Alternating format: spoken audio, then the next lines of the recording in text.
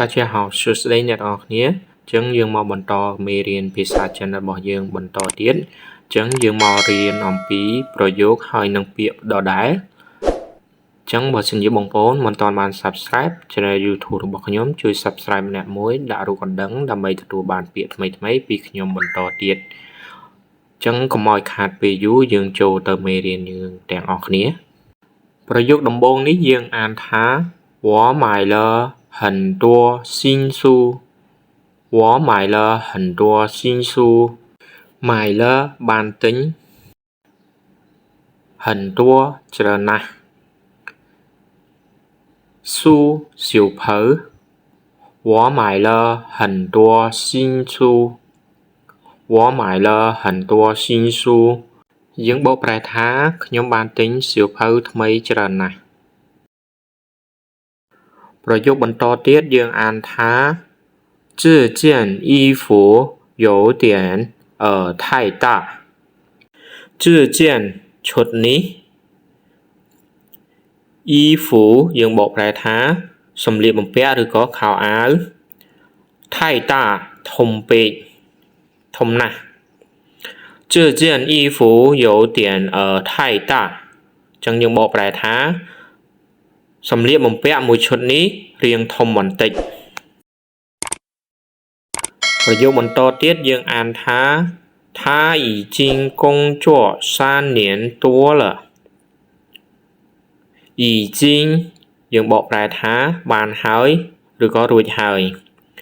នានយើងបកប្រែថាឆ្នាំ多了ច្រើនពេកហើយឬក៏ច្រើនហើយ他已经工作3年多了ចឹងយើងបកប្រែថាគាត់បានធ្វើការ3ឆ្នាំជាងហើយប្រយោគបន្តទៀតយើងអានថា我最喜欢吃中国菜ជួយយើងបកប្រែថាភាគច្រើនឈើយើងប្រែថាញ៉ាំ中国菜យើងបកប្រែថាម្ហូបចិន我最喜欢吃中国菜ចឹងយើងបកប្រែថាខ្ញុំចូលចិត្តញ៉ាំម្ហូបចិនជាងគេប្រយោគបន្តទៀតយើងអានថា你平时喜欢做什么运动喜欢យើងប្រែថាចូលចិត្តឬក៏ស្រឡាញ់什么យើងប្រែថាអ្វី运动ប្រភេទកីឡា你平时喜欢做什么运动ចឹងយើងបកប្រែថាតើអ្នកជាធម្មតាចូលចិត្តកីឡាប្រភេទអ្វីប្រយោគបន្តទៀតយើងអានថា他正在给朋友打电话ថាយើងប្រែថានាង朋友យើងប្រែថាមិត្តភក្តិ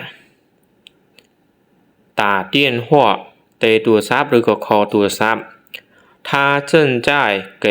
朋友打电话ចឹងយើងបកប្រែថានាងកំពុងតែខលទូរស័ព្ទទៅមិត្តភក្តិប្រយោគបន្តទៀតយើងអានថា我刚才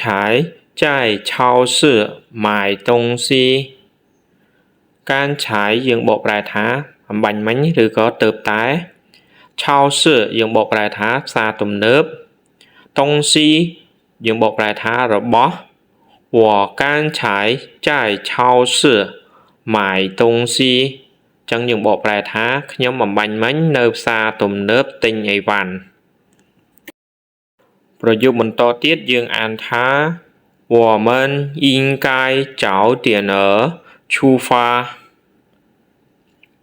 应该យើងបកប្រែថាគួរតែ早点ឆាប់ចេញប្រញាប់出发ចេញដំណើរ我们应该早点出发ចឹងយើងបកប្រែថាពួកយើងគួរតែឆាប់ចេញដំណើរប្រយោគបន្តទៀតយើងអានថា他住在学校附近的公寓住យើងបកប្រែថាស្នាក់នៅឬក៏រស់នៅ附近នៅក្បែរនេះឬក៏នៅជិតនេះ公寓 apartment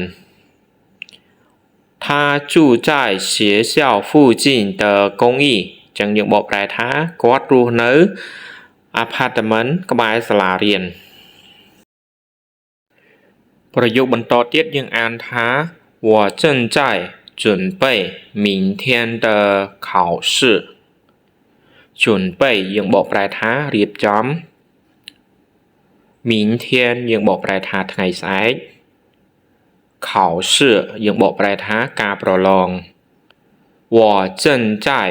准备明天的考试ចឹងយើងបកប្រែថាខ្ញុំកំពុងតែរៀបចំការប្រឡងនៅថ្ងៃស្អែកការចែកម្លែកមេរៀនភាសាចិនរបស់ខ្ញុំបានមកដល់ទីបញ្ចប់បើសិនជាបងប្អូនចូលចិត្តការចែកម្លែកមេរៀនភាសាចិនរបស់ខ្ញុំជួយ Subscribe ដាក់រូបកណ្ដឹងដើម្បីទទួលបានពាក្យថ្មីៗពីខ្ញុំបន្តទៀតរាល់ការផុសវីដេអូរបស់ខ្ញុំចេញទៅបងប្អូននឹងទទួលបានពាក្យថ្មីៗពីខ្ញុំអរគុណជួបខ្ញុំនៅមេរៀនក្រោយៗទៀតបាយបាយ